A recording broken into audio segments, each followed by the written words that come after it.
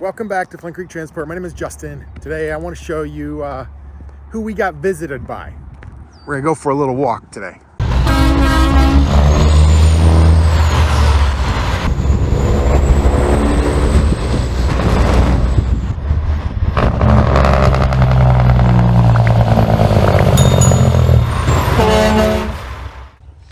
All right, guys, so if you can't tell, look at that. So this is already wetlands, like more so over in that way. It's kind of marshy the whole way out to the road, but somehow beavers moved in and they're knocking these trees down. And what's worse is that they're backing up the water. So that's been kind of a mess. So I contacted DEC and try to get them out here. So we'll see what happens. I'm not sure.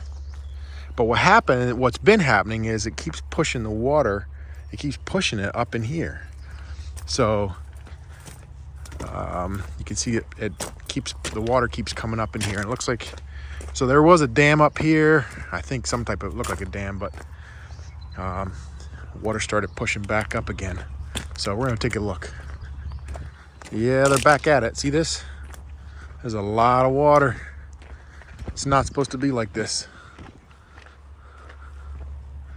So I don't know where their hut is. Their hut is somewhere over yonder.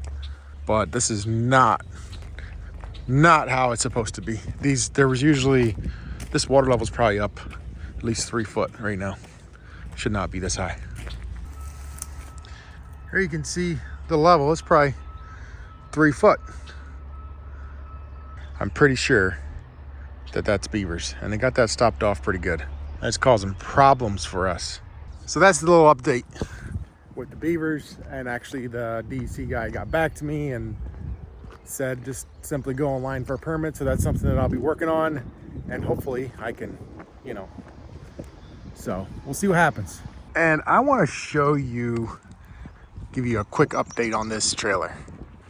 This is trailer 380. This is the Titan dump trailer. Just a quick update. It's parked today. I think the guy must be pulling a walk-in floor. So far, everything has been great. So some of the things that we haul are light enough to where on our dump trailers like this, that's actually a rental, but still the same size. I should say it's the same size as our older ones. It doesn't have the tall sides. I think they're like a 72-inch side. But a trailer like that, you can't quite get the weight on.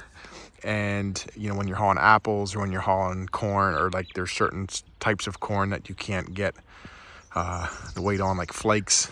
So this trailer we can get our weight on, and it works out really, really well. So that's definitely key. This thing has been, the driver loves it. Thing's been a beast. So that is awesome to hear. Awesome to hear.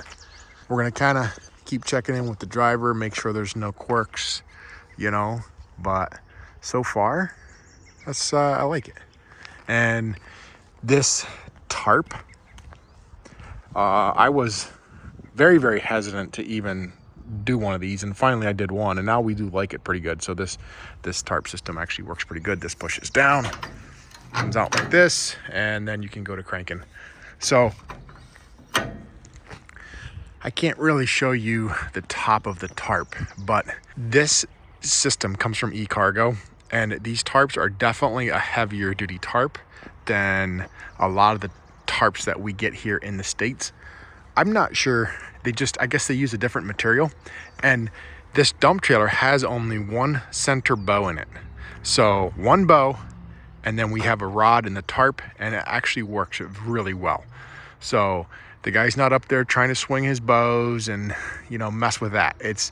You got one, and it's a massive bow. It's one big bow in the center. It spans, it's a 40-foot dump trailer, so you got about 20 foot to either end. So it spans about 20 foot, that pipe does, but it holds a tarp up. But that tarp, the nice thing is you get that tarp super tight. That allows you to cinch that tarp really tight. And you know, even if you have it piled up, like that tarp, as it stretches from new, you can always keep it tight. Whereas the other style, you had to adjust it manually. It was kind of a mess.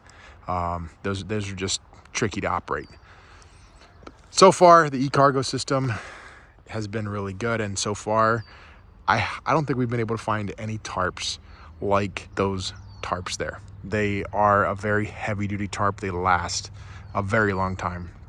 So we've been working on trying to get a few more, not necessarily the systems, but at least just the tarps to put on some of our other walk-in floor trailers, because they do last a bit longer. As long as the guys are, you know, taking care of them and watching. You know, we haul a lot of shredded metals and things like that too, so we got to make sure, you know, the guys are careful. And our guys, you know, they'll get maybe a year and a half out of a tarp, maybe 2 sometimes, and whereas these tarps, they just last so much longer. We bought a trailer, a Titan, several years ago, 3 years ago, and I think it's still the same tarp on that trailer.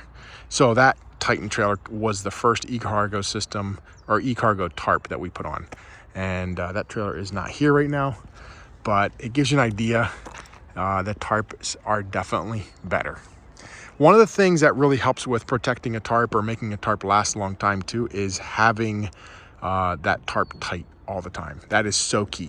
And, you know, as a small company, you know, you're always trying to watch for, or, you know, keep an eye out for liability, right? The exposure. So you can do it from the ground right there, right?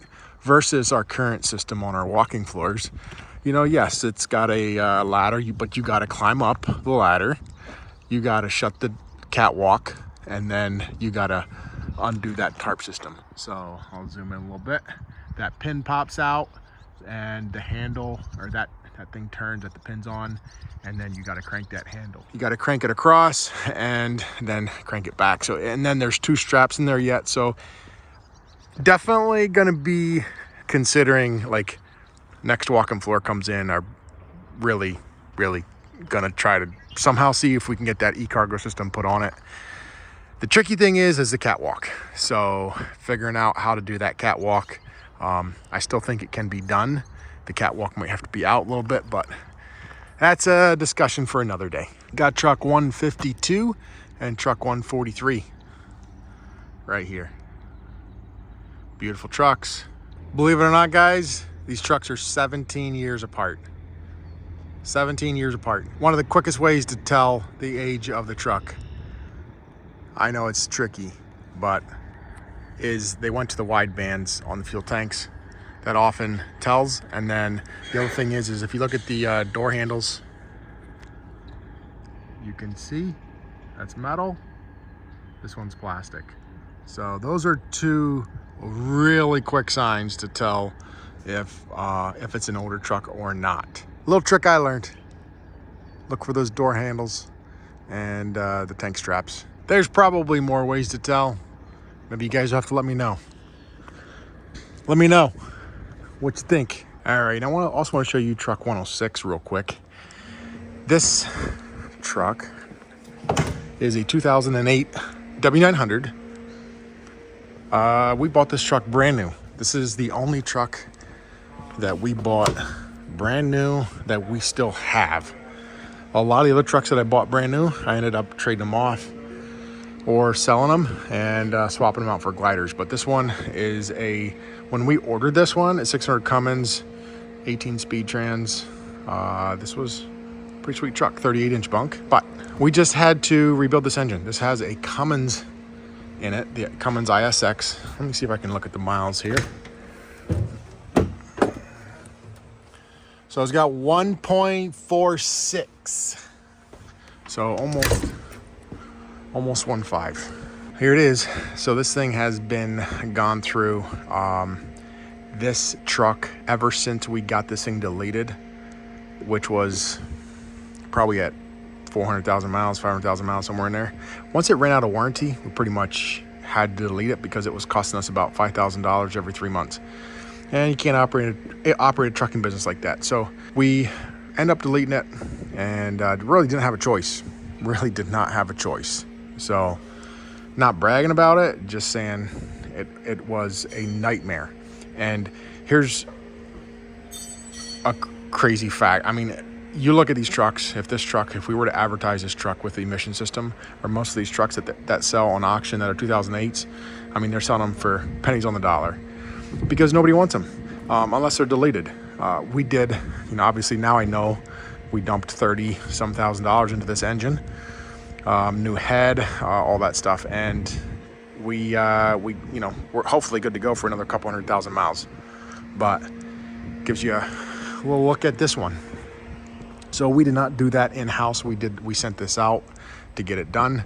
We have a guy that does it for us, and he does great work. So hopefully we can get this thing making money again. This thing was out for maybe two weeks, 3 weeks. But yeah, all came at a crazy time of the year. We had a couple engines, truck 153, that was a 6NZ. That one we had to swap engines out on.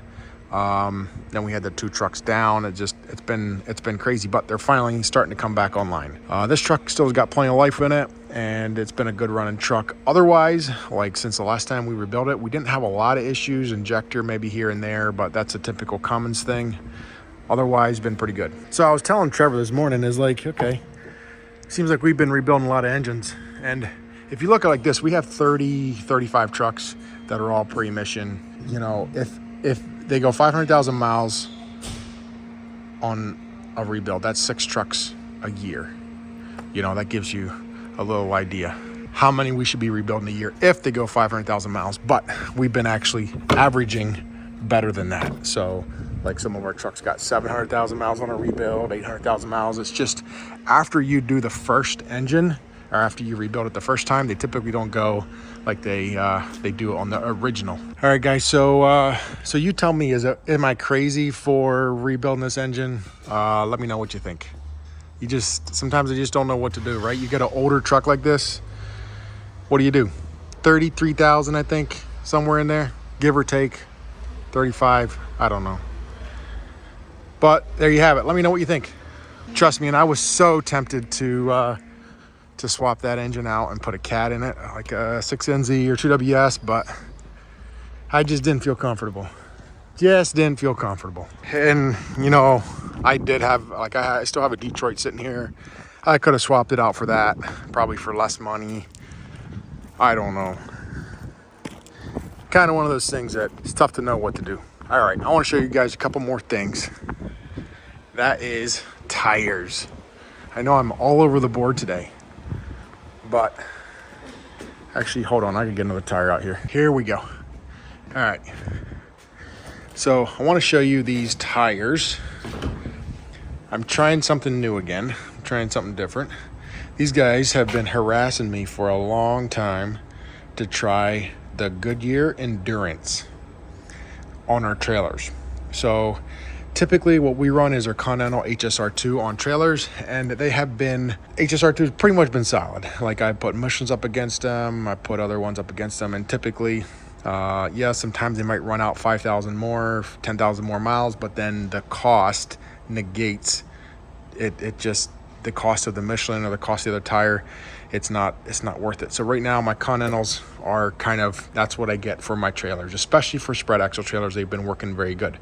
Now, on some of our trailers, we have flatbeds, or we have like van trailers.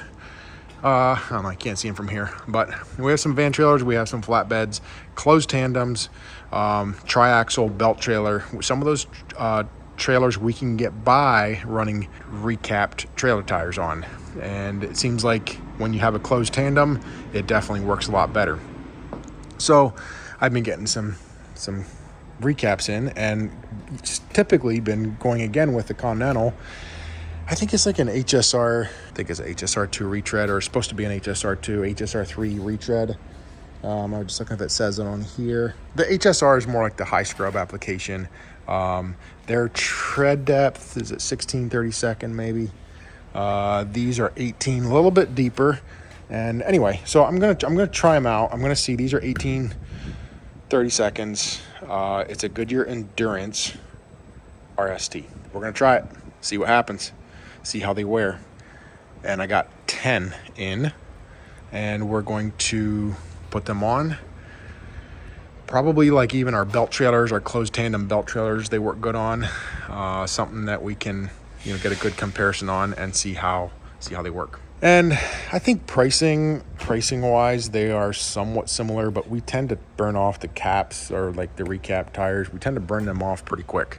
So I'm going to get you guys some mileage on both of them, and we're going to see where we end up with on these Continental retreads versus the Goodyear Endurance. Always testing, always trying to keep everybody in check, right? So it's fun though sometimes to do these tests and see, hey, you know what? You can't always get too attached to a certain brand because it will end up costing you a lot of money. And the other thing is one driver to another driver one truck or a driver to driver, it makes such a big difference. One driver, sometimes it's just a truck too, but one driver, he'll get 250,000 miles out of a set of tires. The next driver 180. It's all the same thing. But that's all part of trucking. So there's my little test on tires. So I'm heading out. We are going to Vancouver, British Columbia, and I am going out there for an insurance meeting. This is the summertime meeting. They have 2 meetings a year, typically in the north in the summer, and then in the south in the winter, like in November. So I'm going to our captive insurance meeting, and also kind of making a family trip out of it. So I will be gone. And like I said, by the time you're seeing this video, I'm probably going to be back already. So, but we're going to go check out Vancouver, British Columbia. Maybe I'll take you guys with. Don't forget to check out hammerdowncoffee.com or Flint Creek merch. We'll see you guys in the next video. Peace out.